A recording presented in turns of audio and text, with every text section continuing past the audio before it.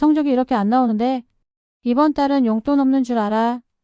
부모가 이렇게 말할 때 그 말의 본심이 무엇인지 우리는 이미 알고 있습니다. 용돈을 주기 싫어서가 아닙니다. 자녀가 성실히 자기 할 일을 해내는 사람으로 바르게 성장하길 바라는 마음입니다. 그게 부모의 진짜 마음이죠.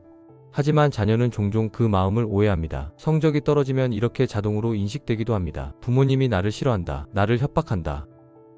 그러나 시간이 지나 자녀가 장성한 어른이 되었을 때에야 그제서야 부모의 마음을 헤아리게 됩니다. 아, 그때 그 말은 사랑이었구나. 나를 잘 키우기 위한 마음이었구나.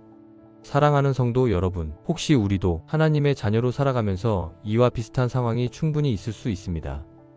성경을 단편적인 문장 하나로 읽으면서 하나님의 마음을 오해하고 하나님을 잘못 인식하고 있지는 않을까요? 이 영상은 당신의 언어를 바꾸고 인생의 방향을 바꿀 것입니다. 끝까지 함께 하세요. 예수님은 누가복음 16장에서 부자와 거지 나사로의 비유를 말씀하십니다. 이 비유에서 중요한 것은 누가 부자였느냐, 누가 가난했느냐가 아닙니다. 예수님은 부자의 재산을 문제 삼지 않으셨습니다. 그의 마음의 상태, 고통을 보고도 아무 감각이 없었던 영적 무감각한 마음과 완고함을 드러내고 계신 것입니다.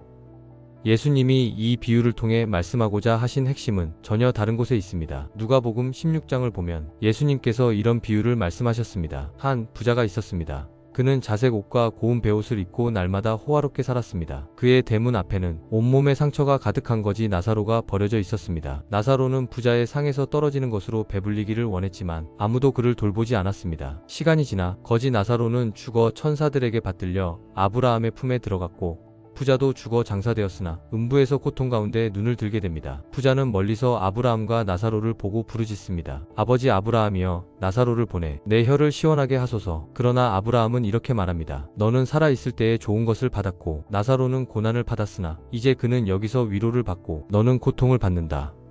이 본문에서 예수님이 말씀하시고자 했던 본래의 뜻을 다음 7가지 제목으로 하나씩 이야기를 풀어가도록 하겠습니다.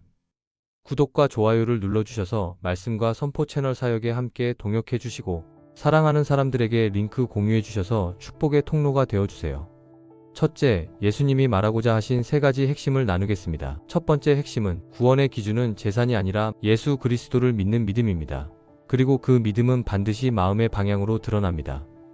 두 번째 핵심입니다. 문제는 가진 재물이 아니라 하나님보다 재물을 더 신뢰할 때 생기는 영적 무감각이 문제입니다. 이 무감각이 방치되면 마음은 점점 완고해지고 완고한 마음에서는 어떤 영적 각성도 일어나기 어렵습니다.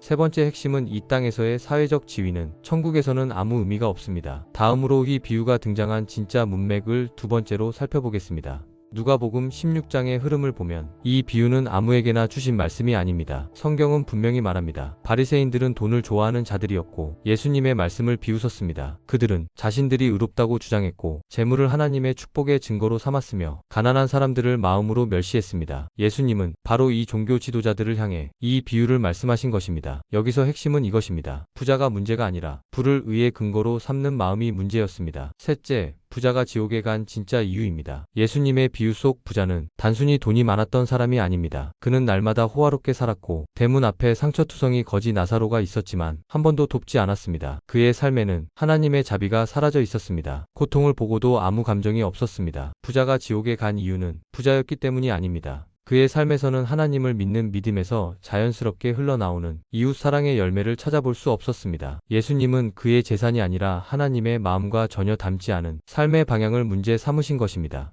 선한 행위가 구원을 만들어내지는 않습니다. 그러나 참된 구원은 반드시 삶의 열매로 드러나게 됩니다. 넷째, 나사로가 천국에 간 이유입니다. 나사로는 가난했지만 가난해서 천국에 간 것이 아닙니다. 성경은 단 한 번도 가난하면 천국 간다고 말하지 않습니다. 예수님은 분명히 말씀하십니다. 사람은 믿음으로 구원받습니다. 나사로는 하나님을 의지했습니다. 세상에서는 버림받았지만 하나님을 바라보았습니다. 그의 이름 자체가 말해줍니다. 나사로, 하나님이 도우신다. 구원은 재산에 많고 적음으로 결정되지 않습니다. 오직 예수 그리스도를 믿는 믿음으로 주어집니다. 그리고 그 믿음은 삶의 방향과 열매로 드러나게 됩니다. 다섯째, 예수님이 뒤집으신 당시의 잘못된 신학입니다. 당시 유대 사회에는 부자는 하나님의 축복을 받은 사람, 가난한 사람은 저주받은 사람이라는 단순화된 신학이 자리 잡고 있었습니다. 예수님은 그 기준을 바로 잡으셨습니다. 하나님은 사람을 재산에 많고 적음으로 판단하지 않으십니다. 형편은 신앙의 기준이 아니며 하나님의 마음과 동행하는 삶이 믿음의 본질입니다. 여섯 번째, 부자와 낙타 바늘귀의 비유와 동일한 메시지입니다. 부자가 위험한 이유는 부가 많아서가 아니라 부를 하나님보다 더 신뢰할 가능성이 커지기 때문입니다. 성경에는 하나님께 축복받은 선한 부자들이 수없이 등장합니다. 아브라함, 이삭, 야곱, 요셉, 다윗, 솔로몬. 하나님은 부를 금지하지 않으셨습니다. 일곱 번째, 오늘 우리에게 주시는 진짜 메시지입니다. 부는 죄가 아닙니다. 부가 마음의 주인이 되는 것이 죄입니다. 부는 하나님 나라의 도구입니다. 하나님의 마음과 연결될 때 선한 영향력이 됩니다. 영원한 생명은 오직 믿음으로 주어집니다. 재산, 명예, 지위는 영혼에 아무 영향을 주지 않습니다. 하나님은 부를 통해 흘러가는 선한 영향력을 기뻐하십니다. 그러나 부가 하나님보다 앞설 때 그것은 우상이 됩니다. 지금 댓글로 나는 부요를 흘려보내는 선한 부자입니다. 라고 적어보세요. 말은 현실이 됩니다.